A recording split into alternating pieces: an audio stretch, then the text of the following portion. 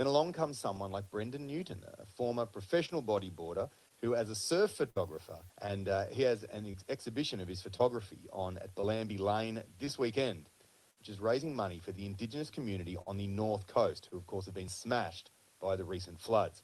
Brendan took our own resident surfer, I don't know which one of those tribes he fits into, on a brief tour. And a lot of them are, I suppose, intimate photos, both personally and with the ocean, and that kind of is a exploration of my dialogue in the podcast I run too. So the whole thing, I suppose, could be summarised as intimacy with the ocean and our emotions. So yeah, that's kind of how I've themed the night. It's called the Grey Space Exhibition.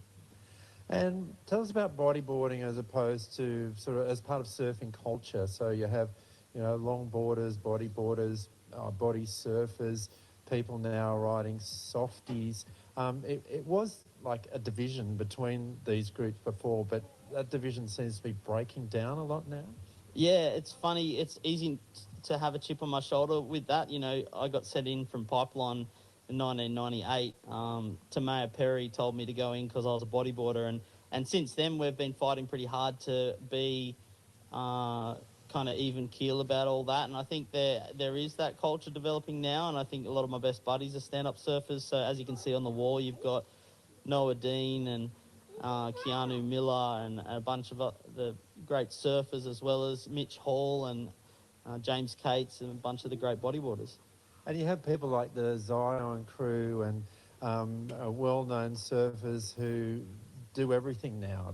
They can switch between different boards, and it doesn't matter so much what sort of board they're riding. Absolutely, and the funny thing is, out Reddy's 15 years ago, Ryan Matty got punched in the head by the Bra Boys, and he's now the guy who runs Zion and Drag, which is you've credited to bring that gap together, which is lovely that Ryan's had the character to transcend all that and have a brand that your Harry Bryants and Noah Deans and all those characters celebrate.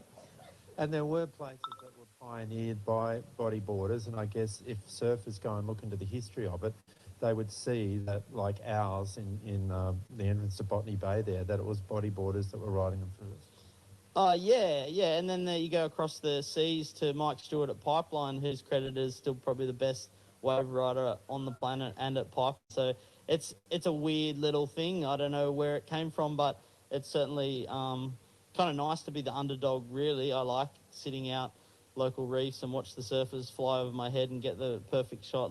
It's nice to be the underdog.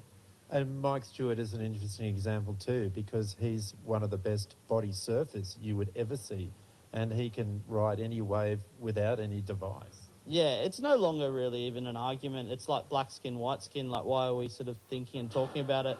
We're all human beings, and that's what this night's about. There's no cliques. There's no one too cool for anyone. It's about this intimacy we all experience within ourselves and in the ocean. What's the best thing you're looking for as a photographer in the water, as a surf photographer? What really inspires you, or what are you trying to capture? Well, I've suffered a lot with obsessive compulsive disorder, particularly pure O, which is a sort of a really difficult strain of obsessive compulsive disorder. And when I'm in the ocean, focusing in on the moment, I'm looking for those moments that pop like poetry, and it soothes my mind. So that's actually what I'm looking for. So what you see on the wall is photos that have spoken to me in different ways and spoken to other people, and most of these works I've written poetry about. So it's been a therapy in and of itself, and that's what I'm looking for when I'm in the ocean. And a lot of them are your classic, beautiful wave with a surfer in the right spot. But there's others that are like a sculpture that I'm looking at over here, which is just an unbroken wave, but it's just the way that you've captured it with the light, and it makes it look as though it's not like water. It seems to be made of stone. Yeah, I think that's why a lot of us, seek drugs and party drugs to get a different perspective. But I think with my photography, you can almost get high on different perspectives while you're sober. And you're aiming to raise some money for this, and you want to channel that money into the flood survivors, particularly Indigenous flood survivors. What's your connection to the Bundjalung people on the North Coast?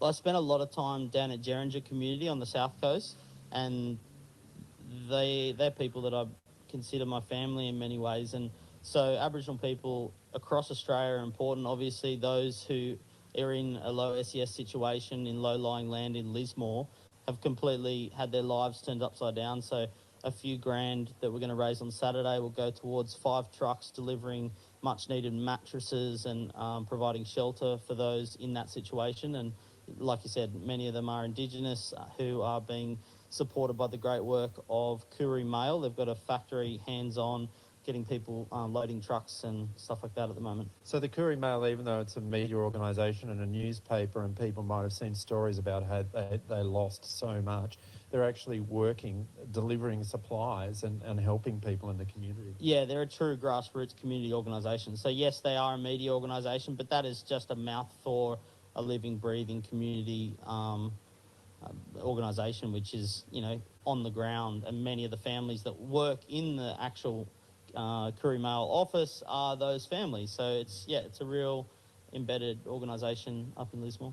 And that also links back to your other work that you do with AIM. Yeah, Can you tell us about that? Yeah, for 8 years I've been working with a program that matches relatively privileged university students with your marginalised young people from high schools. A lot of them in Australia are Aboriginal Torres Strait Islander kids, and we've been running a great program. We have heaps of fun, and it's sort of not that default reality of disadvantage. It's like these kids are superheroes, and we're breathing life into them, and there's been great results. So yeah, I've enjoyed that for the last 8 years, and funnily enough, I started the podcast as a experiment out of my work at AIM, because the CEO says if you're going to work at AIM, you've got to do a social justice project 1 day a week, which is a pretty radical idea, and that's been the birth of my podcast.